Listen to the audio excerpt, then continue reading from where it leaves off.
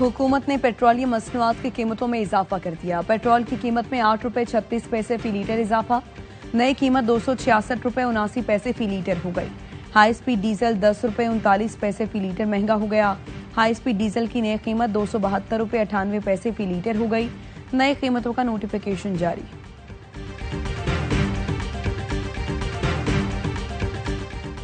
نیا مالی سال شروع، کیا مالی مشکلات بڑھیں گی؟ عوام کو براہ راست صرف 2 چیزوں کا فائدہ، تمام تنخواہ داروں سے کم انکم ٹیکس لیا جائے گا، سرکاری ملازمین کی تنخواہ بڑھ گئی، نان فائلر بینک سے بنا کٹوتی 75,000 روپے سے کم رقم نکلوا سکے گا، مرغی بھی مہنگی ہو گئی، پولٹری فارمز کے لیے چوزے پر 10% FED لگ گئی، سولر پینل بھی مہنگے ہو گئے، 10% سیلز ٹیکس دینا ہوگا، آن لائن کاروبار کرنے والے بھی ٹیکس دیں گے، فلیٹ خریدنے یا مکان بنانے پر ٹیکس کریڈٹ ملے گا۔ حکومت نئے ٹیکسز اور ریونیو اقدامات سے اس سال 700 ارب روپے اضافی بٹورے گی۔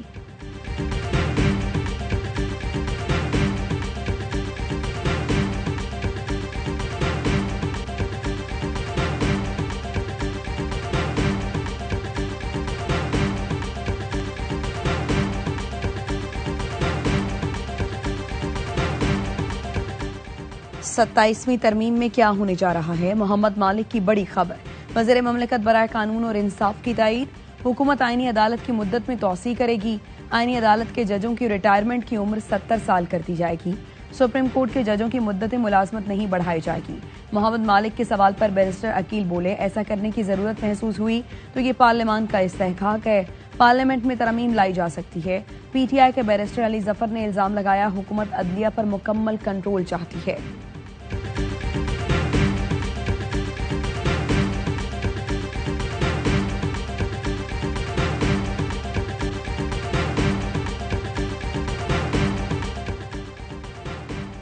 کراچی کی سڑکوں کے لیے ملے 10 ارب سے زیادہ کہاں گئے؟ یوٹیلیٹی اداروں نے لائنیں ڈالنے کے لیے روڈ کھودے، روڈ کٹنگ کے بد میں پیسہ دیا کہ ٹاؤن سڑکوں کی مرمت کر لیں، لیکن ادھڑی ہوئی سڑکوں پر کوئی کام نہ ہوا۔ روڈ کٹنگ کے مد میں ٹاؤن میونسپل نارتھ ناظم آباد کو 2 ارب 37 کروڑ سے زائد رقم ملی۔ دستاویز کے مطابق لیاری ٹاؤن کو سوئی گیس نے 1 ارب 45 کروڑ سے زائد جمع کرائے۔ ایسے ہی مختلف ٹاؤنز کو رقم تو ملی لیکن خرچ نہ ہوئی۔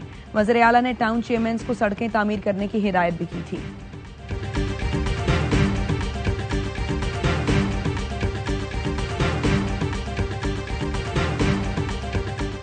میئر کراچی نے سڑکوں کی تباہی کا اعتراف کر لیا۔ وزیر بلدیات سعید غنی کے نام خط میں لکھا، بیشتر سڑکیں خستہ خالی کا شکار ہیں، حالیہ بارشوں سے مزید بگاڑ پیدا ہوا، روڈ کٹنگ چارجز TMS وصول ہوئے، سڑکوں کی مرمت نہیں کی۔ میئر کراچی مرتضی وہاب نے آوائی نیوز سے گفتگو میں کہا، میرے خط کو سمجھا نہیں گیا، براہ راست ٹاؤنز کو ہدایات نہیں دے سکتا، اس لیے وزیر بلدیات کو خط لکھنا پڑا۔ خط لکھ کر وزیر بلدیات سے درخواست کی ہے جو پیسے ٹاؤنز کو ملے انہیں سڑکوں کی مرمت پر خرچ کیا جائے تاکہ عوامی مشکلات ختم ہوں۔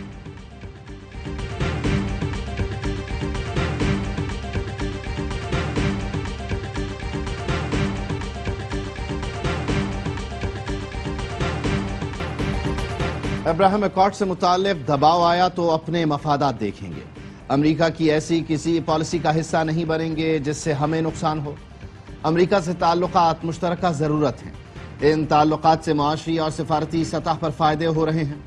وزیر دفاع خواجہ آصف کہتے ہیں، پاکستان پر دوبارہ بھارتی حملے کا امکان موجود ہے، بھارت نے اگر پاکستان کا پانی روکا تو اسے جنگ تصور کیا جائے گا۔ پاکستان اس وقت دنیا میں سر اٹھا کر چل رہا ہے، عالمی سطح پر موجودہ صورتحال میں ہم کھیل کا حصہ اور کھلاڑی ہیں۔ SCO اجلاس میں بھارتی وزیر دفاع کو میری تقریر کے بعد بات کرنے کی اجازت نہ ملی۔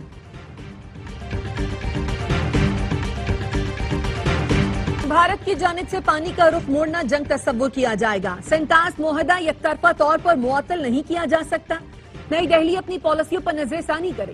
نائب وزیر اعظم اسحاق ڈار نے خبردار کر دیا، کہا مسئلہ کشمیر کے حل کے بغیر خطے میں پائیدار امن ممکن نہیں، UN قراردادوں اور عوامی امنگوں کے مطابق مسئلہ کشمیر کا حل چاہتے ہیں۔ اسرائیلی اور امریکی حملوں نے مشرق وسطیٰ کو سنگین خطرے سے دوچار کیا، پاکستان ایران کے حق دفاع کی بھرپور حمایت کرتا ہے، افغان عبوری حکومت یقینی بنائے کہ افغانستان کی سرزمین پاکستان سمیت کسی بھی ملک کے خلاف دہشت گردی کے لیے استعمال نہ ہو، پاکستان کا عالمی ثالثی عدالت کے اضافی فیصلے کا خیر مقدم۔ ترجمان دفتر خارجہ کہتے ہیں، فیصلہ پاکستان کے موقف کی توثیق ہے۔ سنتاس معاہدہ نافذ العمل ہے۔ بھارت کو معاہدے کے حوالے سے یک طرفہ اقدام کا کوئی حق نہیں۔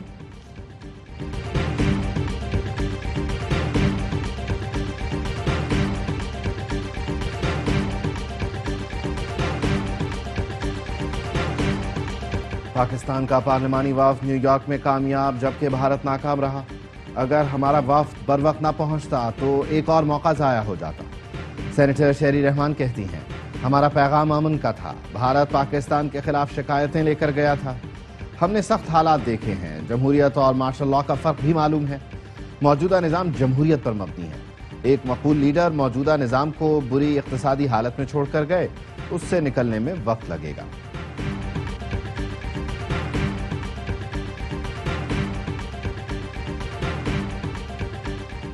وزیر اعلیٰ کے پی علی امین گنڈاپور کا سی ایم ایچ کا دورہ۔ شمالی وزیرستان خودکش حملے میں زخمی اہلکاروں کی عیادت کی۔ وزیر اعلیٰ نے شہید اہلکاروں کے درجات کی بلندی کے لیے دعا کی۔ کہا قیام امن کے لیے سیکورٹی فورسز کی قربانیاں لازوال ہیں۔ پی ٹی آئی نے پھر مولانا فضل الرحمان کو ہدف بنا لیا۔ شیخ وقاص اکرم نے کہا مولانا کی ضرورت اب کسی کو نہیں۔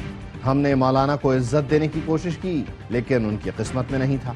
26ویں ترمیم کے گناہ میں مولانا بھی شامل ہیں۔ جے یو آئی رہنما حافظ حمداللہ نے شیخ وقاص اکرم کو لوٹا کہہ دیا۔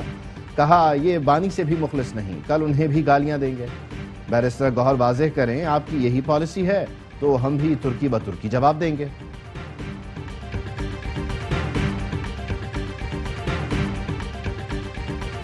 پی ٹی آئی نے رجسٹرار سپریم کورٹ کو خط لکھ دیا۔ 12 ججوں کے دستخط کے ساتھ آرڈر آف دی کورٹ جاری کرنے کا مطالبہ۔ P T I Punjab assembly کی 4 قائمہ کمیٹیوں کی سربراہی سے فارغ۔ اپوزیشن کے 4 چیئرپرسنز کو تحریک عدم اعتماد کامیاب ہونے پر ہٹایا گیا۔ اپوزیشن لیڈر ملک احمد بھچر کہتے ہیں کہ اسپیکر کے ہر اقدام کو عدالت میں چیلنج کریں گے۔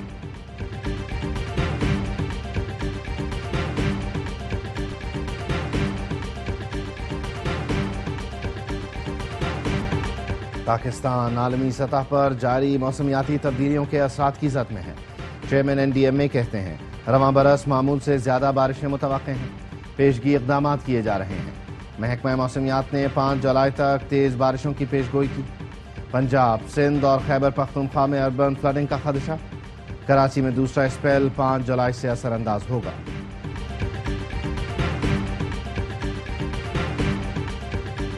جنوبی یورپی ملکوں میں شدید گرمی کی لہر۔ اسپین میں پارہ 46 ڈگری سینٹی گریڈ تک پہنچ گیا۔ اٹلی میں 41 اور فرانس میں 40 ڈگری ریکارڈ۔ برطانیہ، پرتگال، یونان اور جرمنی میں شہری گرمی سے بلبلا اٹھے۔ حکام نے سوئمنگ پولز میں نہانا مفت کر دیا۔ ٹھنڈے مشروبات کی مانگ بڑھ گئی۔ عوام کو ہیٹ ویو سے بچنے کے لیے ٹھنڈے مقامات پر وقت گزارنے کا مشورہ دیا گیا ہے۔ جنگلوں میں آگ لگنے کی وارننگ بھی جاری۔ کراچی کی مقامی عدالت نے 13 کروڑ کی ڈکیتی کے الزام میں گرفتار 4 ملزمان کو عدالتی ریمانڈ پر جیل بھیج دیا۔ ملزمان میں یسرا، نمرہ، شہریار اور شہروز شامل۔ عدالت نے آئندہ سماعت پر مقدمے کا چالان طلب کر دیا۔ استغاثہ کے مطابق ڈکیتی کے دوران ایک ملزم نے ایف آئی اے کا یونیفارم پہنا ہوا تھا جس پر لوگو بھی چسپاں تھا۔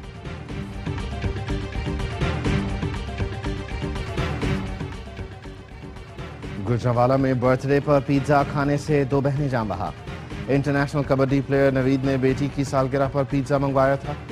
پولیس اہلکار نے بتایا پیزا کھاتے ہی ان کے گھر والوں کی حالت خراب ہو گئی۔ ایک بیٹی کا راستے میں ہی انتقال ہو گیا، دوسری نے ہسپتال میں دم توڑا۔ نوید، اہلیہ اور 2 بیٹے زیر علاج ہیں۔ پنجاب فوڈ اتھارٹی کا پیزا شاپ پر چھاپا۔ محکمہ تعلیم بلوچستان بھی AIYB گلوبل سے مل کر STEM ایجوکیشن کے فروغ کے لیے کوشاں۔ صوبائی وزیر تعلیم راحیلہ حمید خان درانی نے کہا کہ آؤ مل کر بنائیں پاکستان کے تحت STEM ایجوکیشن اسکالرشپ پروگرام شروع کرنے پر AIYB گلوبل اور بیت الاسلام ویلفیئر ٹرسٹ مبارکباد کے مستحق ہیں۔ بلوچستان کے طلباء و طالبات کے لیے یہ ایک اچھا موقع ہے۔ پاکستان STEM اسکول میں اسکالرشپ کے پیغام کو صوبے کے تمام اسکولوں تک پہنچائیں گے۔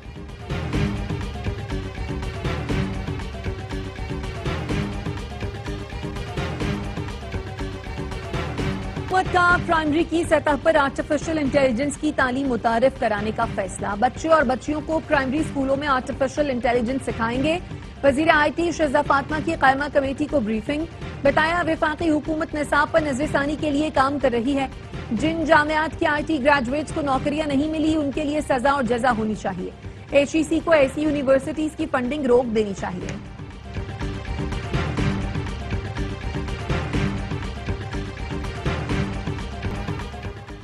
نیول چیف ایڈمرل نوید اشرف کا PF air war college institute Karachi کا دورہ، نیول چیف نے ادارے میں تربیت اور پیشہ ورانہ معیار کو سراہا، کہا ایئر چیف کی قیادت میں پاک فضائیہ کی تکنیکی جدت قابل ستائش ہے، پاک فضائیہ کے ساتھ مشترکہ آپریشنز اور مشقوں میں اضافہ کیا جا رہا ہے، ایرو اسپیس اور میری ٹائم ٹیکنالوجی پارکس کے اشتراک سے ڈرون ٹیکنالوجی پر کام ہوگا، مقامی ڈرون صلاحیتوں میں اضافہ دفاعی خود انحصاری کی جانب بڑھتا قدم ہے۔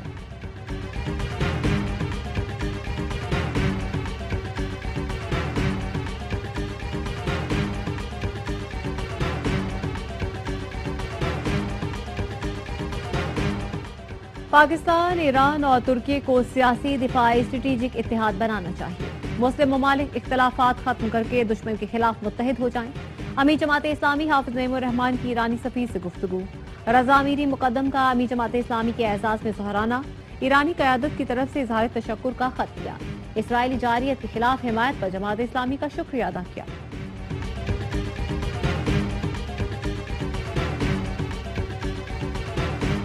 امن کے راستے پر چلے گا تو پابندیاں ہٹا دیں گے، امریکی صدر کا اعلان۔ فاکس نیوز کو انٹرویو میں ڈونلڈ ٹرمپ نے کہا خامنئی انسانی حقوق سے زیادہ ایٹمی پروگرام کو ترجیح دیتے ہیں، ایران ایٹمی پروگرام کی جانب بڑھا تو یہ ان کا آخری اقدام ہوگا، ابراہم اکارڈ میں بہترین ملک شامل ہونا چاہتے ہیں، ایران کو بھی معاہدے میں شامل ہونا چاہتے ہیں۔ ایران کے نائب وزیر خارجہ مجید تخت روانچی کا کہنا ہے مذاکرات دوبارہ شروع کرنے سے پہلے امریکہ کو ایران پر مزید کسی بھی حملے کا امکان خارج کرنا ہوگا۔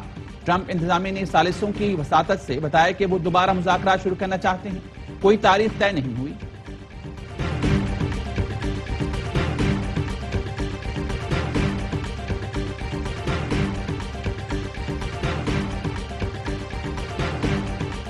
اسرائیلی فوج کی غزہ پر بمباری، مزید 80 فلسطینی شہید، 365 زخمی۔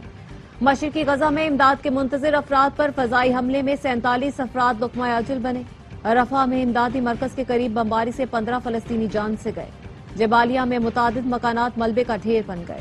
WHO کا کہنا ہے کہ غزہ کے اسپتالوں میں ہر دن غذائی قلت کے شکار 112 بچے لائے جاتے ہیں، غذائی قلت سے شہید ہونے والے بچوں کی تعداد 70 ہوئی۔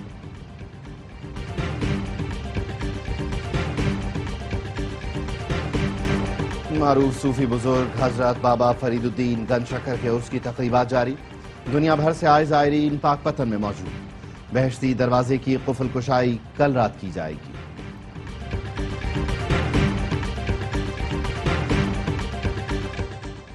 اور مارکو روبیو دنیا میں قوت سے امن پالیسی پر عمل پیرا ہے، ترجمان امریکی محکمہ خارجہ ٹیمی بروس کی پریس بریفنگ، کہا غزہ کی موجودہ صورتحال کی ذمہ دار حماس ہے، حماس نے ہتھیار ڈالنے سے انکار کیا، مغویوں کو بھی رکھا ہوا ہے، غزہ میں سیز فائر کے لیے کوششیں کرتے رہیں گے۔ صدر ٹرمپ نے مشرق وسطیٰ کو ہمیشہ کے لیے تبدیل کر دیا، ایران کے ساتھ ہمارے عمل نے ثابت کیا کہ ہم امن چاہتے ہیں، صدر ٹرمپ کے پاس تمام لوگوں کو میز پر لانے کی صلاحیت ہے۔